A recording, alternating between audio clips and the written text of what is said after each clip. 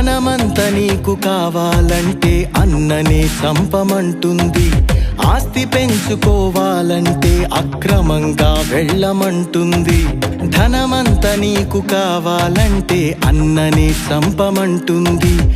ఆస్తి పెంచుకోవాలంటే అక్రమంగా వెళ్ళమంటుంది. తరాలు తిన్నా తరగని ఆస్తులు సంపాదించమంటుంది. తరిగిపోని ఆస్తొకటున్నదని మరిచిపోయేలా చేస్తుంది.